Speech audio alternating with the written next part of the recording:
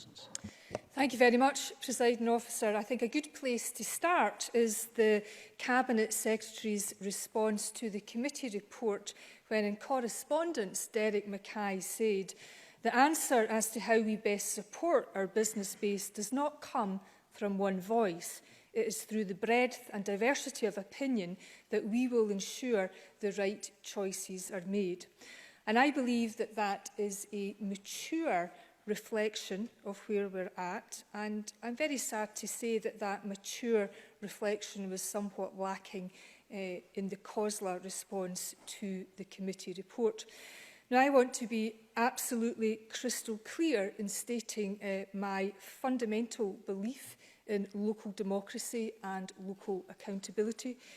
For example, I really want to see the local governance review herald a new relationship between local and national government and the communities that we seek to serve. And it's also fair to say that committee, in calling out the risks of the withdrawal of European structural funds, has actually stood up for local government and the local business support programmes.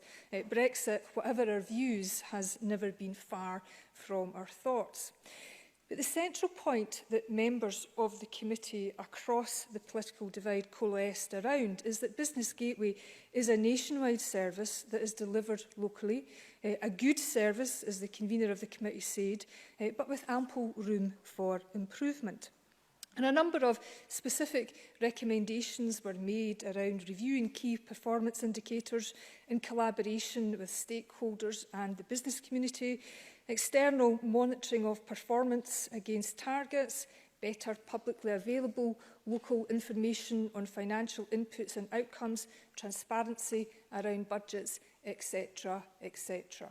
None of which, in my view, is rocket science or particularly radical. Is it not, I suggest, the humdrum of the normality of everyday life? Yet we have seen a real resistance, sadly, from COSLA to much of this agenda. And COSLA persistently stated throughout the response that Business Gateway is a local service subject to scrutiny by democratically elected councillors who are accountable and have to operate within the standing orders of their own councils, which are audited annually and subject to best value. This is absolutely true, but it misses the bigger picture of a modern, participative civic democracy which rates high on transparency, is inclusive in its approach and is able to develop meaningful partnerships with communities of place and interest so services are shaped by the needs of users.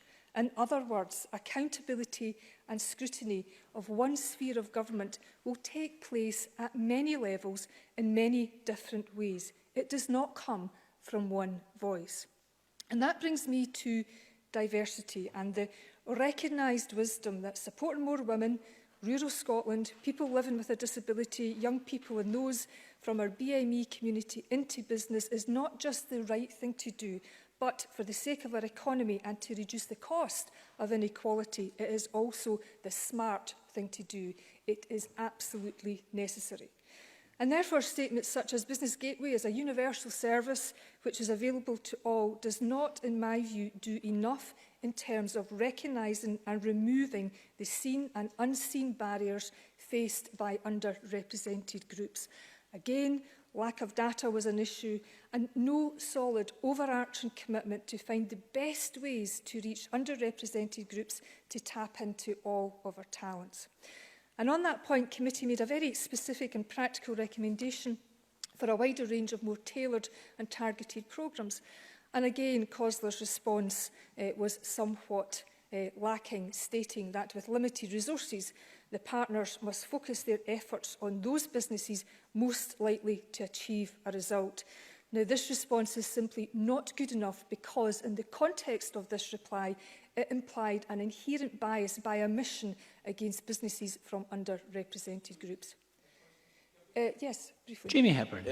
Again, I make the point I can't speak for COSLA, but just to underline very clearly through our Race Equality Action Plan, through the commitments we've made through the Women Enterprise Action Framework and the action group that I chair, we are very clearly determined to see significant and vast improvements in this area. Angela Constance. Thank you, President Officer, and I'm pleased to hear that the Minister once again put his commitment on record, and also to say that committee, in fairness, heard some great evidence, for example, from Glasgow about their very proactive outreach to underrepresented groups, their tailored programmes for women, their work with social enterprises and supporting employers to recruit and retain people with disabilities. But there is one area that I would in particular like to press the government benches further on, and that's the recommendation to create a national head of women in business to coordinate national policy and to work towards the establishment of a national women's centre for business. Now, the Cabinet Secretary response was that the Minister for Business was committed to developing, I quote, the concept of a women's business centre. Again, somewhat lacking in specific detail on the if, when and how, and to be frank, I found it a bit limp. So I would be really grateful if the Minister, in his closing remarks, just could be a wee bit more rock and roll and fill in some of the blanks for us.